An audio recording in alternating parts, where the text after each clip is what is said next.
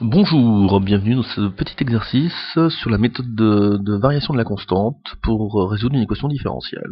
Voilà, tout est dit, c'est parti. Donc on commence, attention c'est violent, hop, équation homogène, oh là là il se sent plus, hop, équation homogène, c'est quoi l'équation homogène? C'est-à-dire que mon second membre, le membre de droite, se trouvant à droite, je le mets égal à, égal à quoi? À 0, oui tout à fait. Égal à 0. Hop, c'est égal à 0. Nickel. À partir de là, bien sûr, je pose ma substitution que j'ai l'habitude de faire, c'est-à-dire substitution, tout à fait. Y de x, je ne me prends pas la tête, c'est 1. Y' de x, je me prends encore moins la tête, c'est R de x. Voilà, nickel. Et j'obtiens ce qu'on appelle l'équation caractéristique EC sur laquelle j'ai bossé.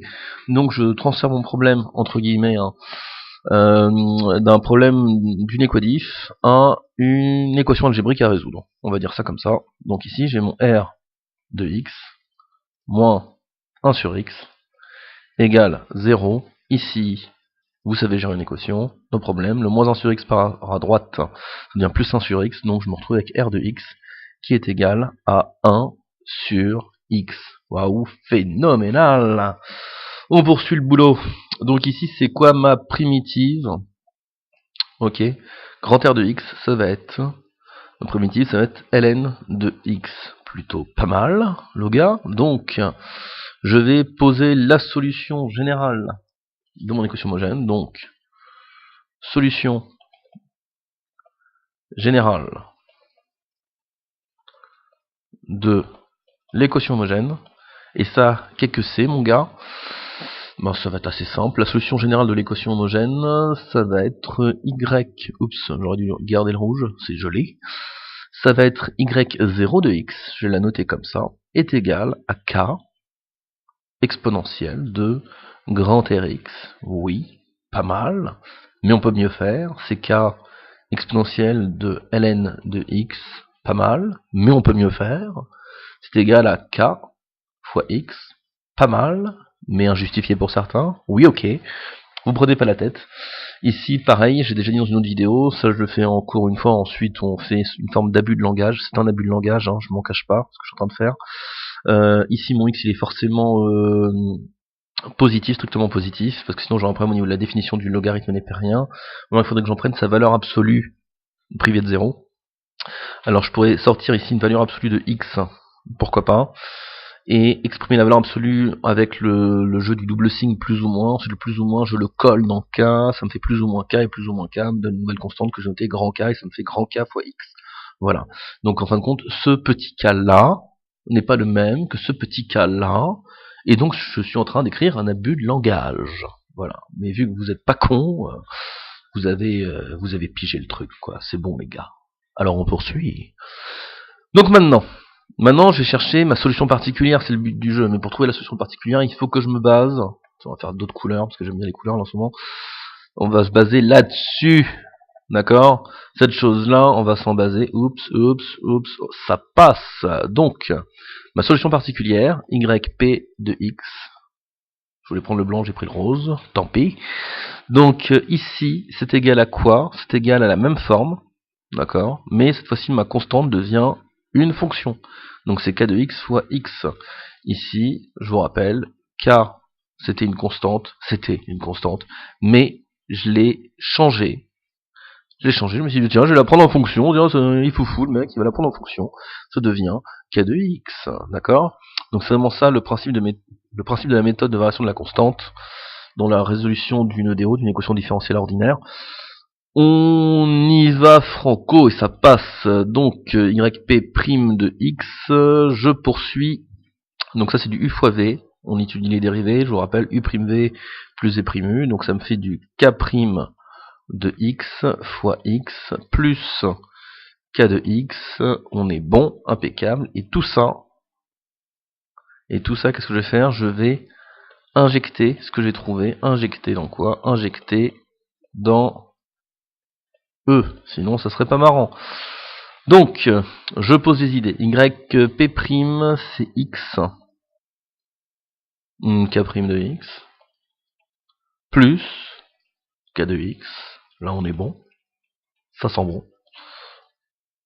Moins y de x, c'est x, alors c'est k de x, fois x, le tout divisé par x, ça m'intéresse, vous allez comprendre très très vite pourquoi, égale x sur 1 plus x2.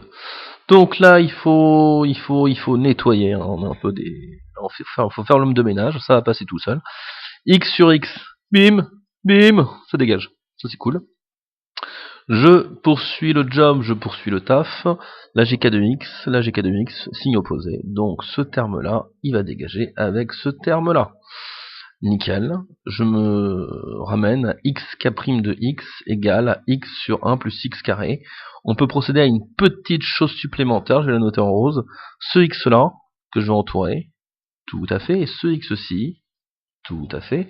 Je vais pouvoir les dégager tranquillement, d'accord, simplifier, faire une petite simplification, et me trouver avec k' de x, c'est égal à 1 sur 1 plus x2. Et là, j'aime, je trouve ça beau, je trouve ça joli.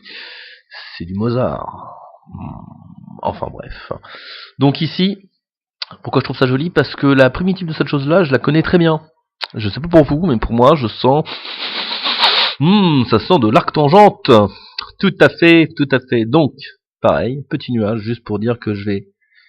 Ça, c'était quelque chose d'assez notable à souligner. Et là, je vais faire une recherche de primitive. Donc, rechercher la primitive de k' de x, d'accord, qu'on va noter donc k de x. Donc ici ça me donne quoi? Ça me donne que k de x, ma primitive, c'est arctangente, arctane, ouais, arctane de x. Donc là on est plutôt pas mal, arctangente de x, on est bon, je valide le boulot.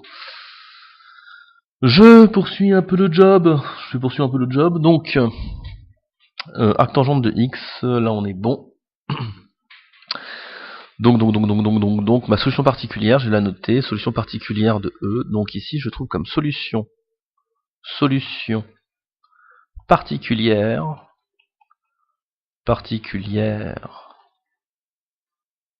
de E. D'accord, j'ai le droit de dire que c'est...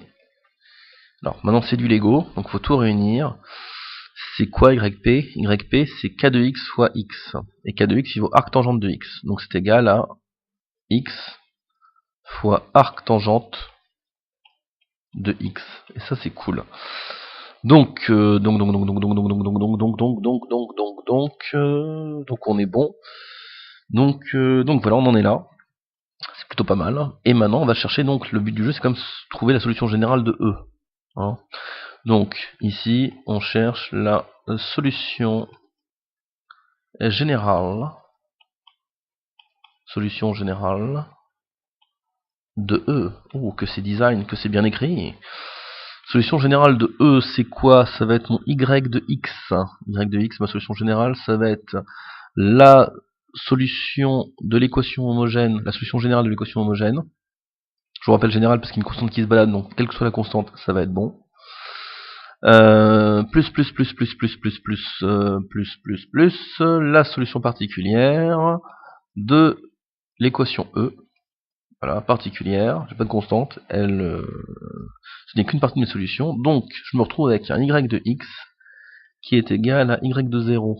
C'est marqué juste là, c'est kx plus x arc tangente de x.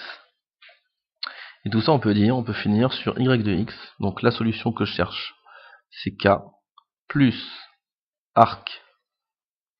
arctane de x, le tout multiplié par x. Sans oublier la petite chose, ici mon k appartient au réel et on est bon. Voilà. Donc, oups, c'est mieux, je vais le refaire. Propre, c'est mieux. Donc, je vous rappelle que là, ce qu'on est en train de faire, c'est de rechercher cette solution générale de E en faisant une méthode de variation de la constante. et on s'aperçoit que vraiment on se base sur le premier pas qu'on est en train de faire, c'est-à-dire trouver la solution générale de l'équation homogène, qui se fait quand même très bien, très facilement, très rapidement, se fait de tête, on pourrait à la limite la faire de tête, voilà. Donc toutes ces méthodes-là, qui servent notamment à gagner de la vitesse, peuvent aussi, peuvent nous donner des facilités pour faire des calculs, pour même résoudre des équations différentielles de tête. Peut-être certains testeront, d'accord, juste essayer de les résoudre de tête, c'est intéressant. Des fois on se plante, tout bonnement, on oublie un truc au niveau de la dérivée, ça c'est pas mal, où on voit là on a des lacunes, là on n'est pas à l'aise. Donc voilà. Méthode de variation de la constante, résolution d'une équation différentielle, bien connaître ses primitives, c'est important, parce que là, le 1 sur 1 plus x carré, je me demande combien l'auront sorti naturellement sans utiliser la calculette ou une table, c'est peut-être pas évident pour un bon nombre d'entre vous, d'accord? Donc tant que vous avez le droit à la calculette ou à une table pour chercher la solution, je suis d'accord, il n'y a pas de souci. Maintenant, si vous n'avez pas accès à ça, notamment pour faire des concours d'entrée dans certaines écoles, ces tables-là, c'est à connaître par cœur comme une poésie. Ça, c'est une information complémentaire qui intéresseront qu'une partie de l'auditoire. Voilà. Merci d'avoir suivi ce petit exemple, et à bientôt.